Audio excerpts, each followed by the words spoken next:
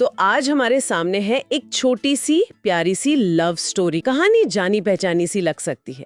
एक तरफ साधारण चाय वाला लड़का राहुल और दूसरी तरफ एक अमीर बिजनेसमैन की बेटी आयशा। क्लासिक सेटअप है बिल्कुल। हाँ, लेकिन आज हम सिर्फ कहानी नहीं देखेंगे, हम थोड़ा इसके स्ट्रक्चर को, इसकी बुनावट को समझने की कोशिश करेंगे। कैसे कैरेक्टर सेट किए गए हैं, डायलॉग्स कितने असरदार हैं, और वो जो मैसेज है ना, प्यार पैसे से बड़ा है वाला, वो कैसे आता है। चलिए देखते हैं इसको। बिल्कुल, ये इंटरेस्टिंग है क्योंकि अक्सर ऐसी सीधी सादी कहानियों की जो क्राफ्ट होती है उस पर हम उतना ध्यान नहीं देते। अब देखिए ना, स्क्रिप्ट शुरू होती है राहुल चाय की दुकान, आयशा महंगी कार। नरेटर की आवाज हमें फौरन बताती है राहुल एक साधारण लड़का, और फिर आयशा के बारे में, अमीर घर की बेटी लेकिन चेहरे पर मासूमियत। तो यहाँ सिर्फ इंट्रोडक्शन नहीं है, बल्कि वो जो कहानी का मेन कॉन्फ्लिक्ट है ना, अमीरी और सादगी का, वो पहली झलक में ही सेट हो जाता है। और ये कॉन्फ्लिक्ट मतलब ये जो दूरी है वो पहली मुलाकात में ही थोड़ी कम होती दिखती है। बारिश, गाड़ी खराब, राहुल मदद के लिए आता है। थोड़ा फिल्मी तो है ना? हाँ, फिल्मी तो है, पर राहुल का वो डायलॉग, कोई बात नहीं, मोहल्ले के लोग एक दूसरे की मदद करते हैं, वो एक कनेक्शन बनाता है। पर क्या ये डायलॉग सिर्फ मतलब कहानी आगे बढ़ाने के लिए है, या राहुल के कैरेक्टर की असलियत दिखाता है? ये अच्छा सवाल है। स्क्रिप्ट के हिसाब से देखें तो ये एक जरूरी मोमेंट है। इसी से आयशा राहुल की तरफ खिंचती है।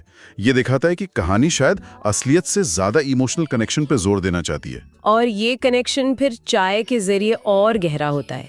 आयशा का रोज उसकी दुकान पर आना और फिर वो कहना, बस वैसी चाय जैसी आप पीते हो, ये दिखाता है कि वो सिर्फ चाय नहीं पी रही। हाँ, वो उसकी दुनिया का, उसकी सादगी का हिस्सा बनना चाह रही है। और फिर वो लाइन, तुम्हारी चाय में एक अलग सा स्वाद है, शायद इसमें तुम्हारा दिल घुला है, ये थोड़ा ज्यादा पोएटिक नहीं हो गया? हो सकता है, लेकिन कम टाइम में इमोशनल डेप्थ दिखाने के लिए अक्सर ऐसे डायलॉग्स यूज होते हैं।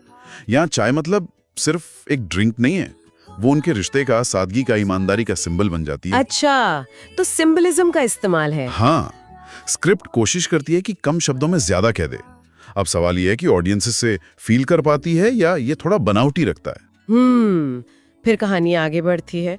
वो पार्क वाला सीन आता है, वो एक तरह से क्लाइमैक्स जैसा है।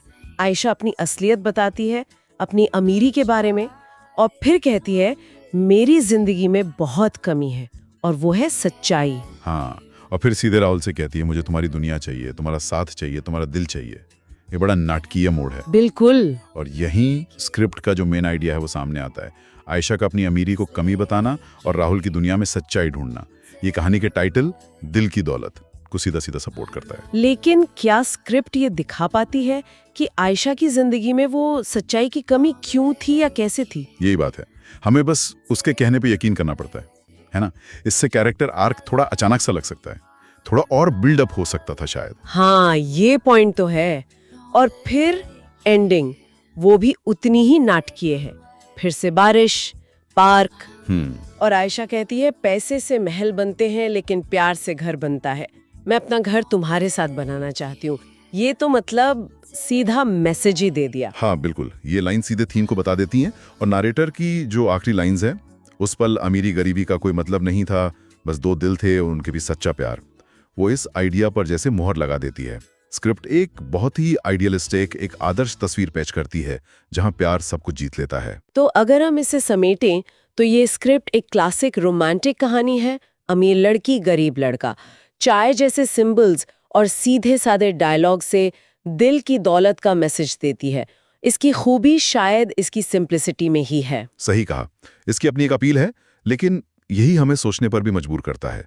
क्या इस तरह की कहानियां जो प्यार को इतना ऊपर रखती हैं, आज की जो ज्यादा कॉम्प्लेक्स, ज्यादा प्रैक्टिकल दुनिया है, उसमें सिर्फ एक खूबसूरत सपना या एस्केपिज्म बनकर रह जाती हैं? या फिर इनका आज भी कोई गहरा कल्चरल या इमोशनल मतलब है? क्या ये हमें याद दिलाती हैं कि भाई पैसे रुपए से हटके भी कुछ जरूरी है जिंदगी में? ये एक बड़ा सवाल है जो इस छोटी सी स्क्रिप्ट से कहीं आगे जाता है।